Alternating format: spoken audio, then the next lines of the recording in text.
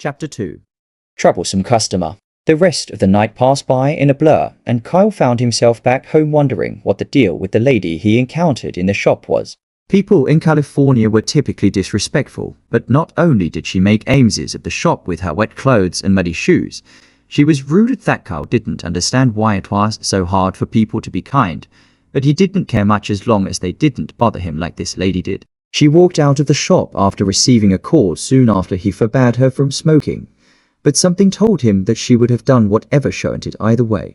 In hindsight, if it was anyone of prominent stature, then he would be in trouble even if he was in the right, as the store owner would most likely side with them. Celebrities were everywhere in this city, and they always got preferential treatment, but with so many upcoming people in the industry, it was impossible to keep track. Kyle didn't understand the worship, but once again, as long as his bills were paid, he didn't care about anything outside of his immediate spherically one-bedroom flat he lived in. Barely had any furniture, just a chair and a table with an old TV hung on the wall. It wasn't like he was getting any coochie, so there was no point spending more money than needed, as he didn't even have time to have a social life. Kyle heard his stomach rumbling like an earthquake was about to tear it down, and at that moment, he realized that he hadn't gotten dinner. He was supposed to pick up leftovers at a discount from the restaurant.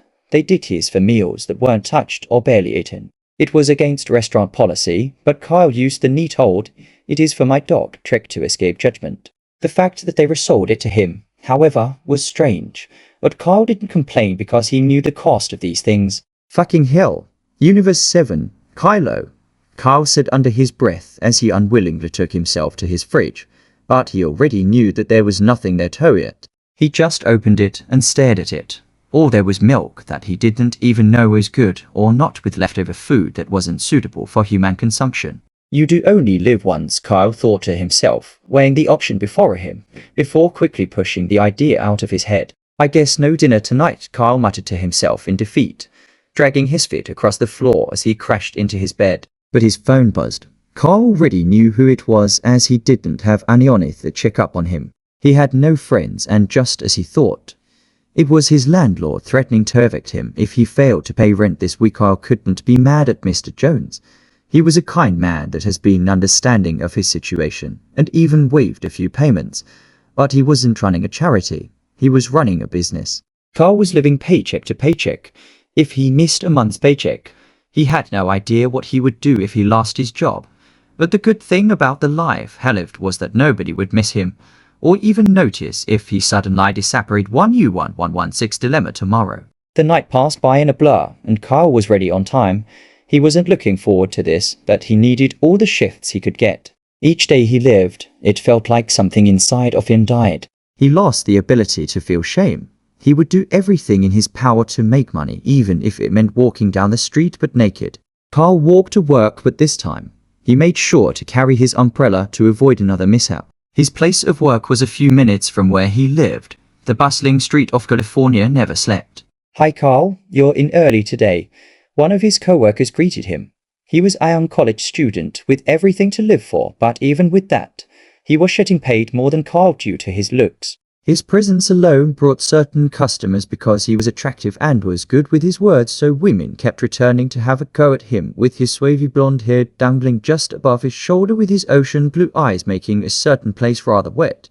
It was no wonder he was an eye candy. Sex appeal was something that has always sold, be it in commercials or movies. Attractive people had advantages that average-looking people couldn't even dream of having. Kyle didn't particularly care about him because he was a part-timer. But he always had one question. Why did he choose to work here? The day progressed as it normally did, with Nate ending his shift by noon and heading out, but with the lack of customers the store generally had, the man had to cut corners in terms of labor, meaning that it was Kyle who was going to be in the shop for the rest of the day. But his day was about to take an unexpected turn. Armin opened the door for a lady to walk in, and Kyle instantly recognized her as the lady from the night before. But the man that held the door was huge. It looked like he was some sort of bodyguard, and Kyle immediately tightened it up. "Hello, can I help you with some?" Kyle was shot down when the lady screamed at the top of her lungs. "I am to see the manager," she screamed, and this startled Kyle. He had to take a step back because he found this situation threatening. The man that held the door soon joined her, but before things could escalate, the manager came from his office, and Kyle instantly knew that he might be in trouble. he was right. Callista wave. Mr. Ryder was a bit too excited, but Kyle understood that this woman was someone famous, but for what? Being a bitch. Mr. Ryder was a divorced man in his late 40s that almost got wrecked by his last marriage, but he was standing at 4'11" as opposed to Kyle, who was standing at 6'0". Callista rolled her eyes at the attention she got. In reality, Callista was a small-town actress who gained a little popularity due to a nude scene in a low-budget film that didn't even make it to the cinema.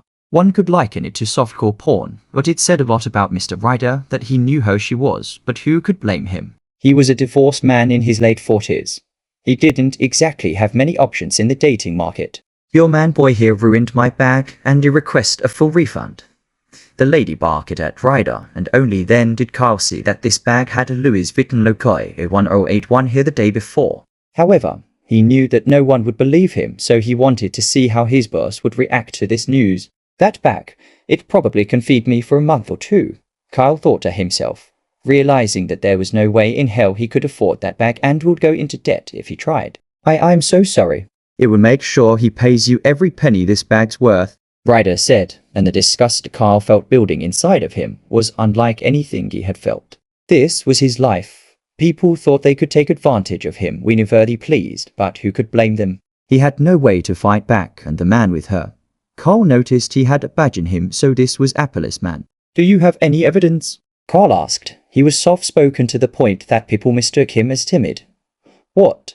Callista questioned, her tongue ready to lash at him at any given moment. I asked if you had evidence. Kyle repeated himself, and that was when the police officer brought a device and showed Kyle a video that he couldn't even recall happening. The video showed Kyle being aggressive towards her by basically ripping her back strap. What the fuck is this? Kyle thought, but little did he know that this was how far AI had come. This was a struggling actress, and she couldn't exactly sponsor the life she lived, so she had to find other means for that lifestyle to be maintained. Kyle didn't even know how to defend himself, and wasn't to.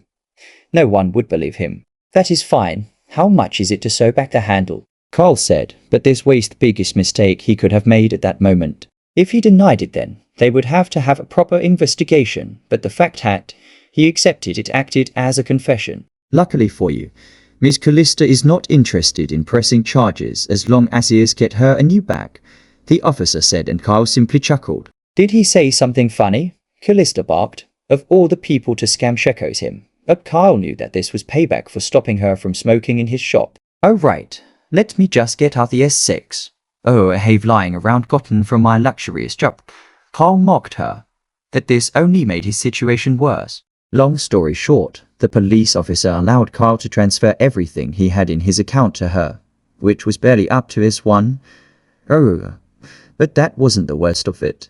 Kyle also lost his job, and that was how he found himself at the edge of a bridge, ready to end it until an event that changed his life transpired came to pass.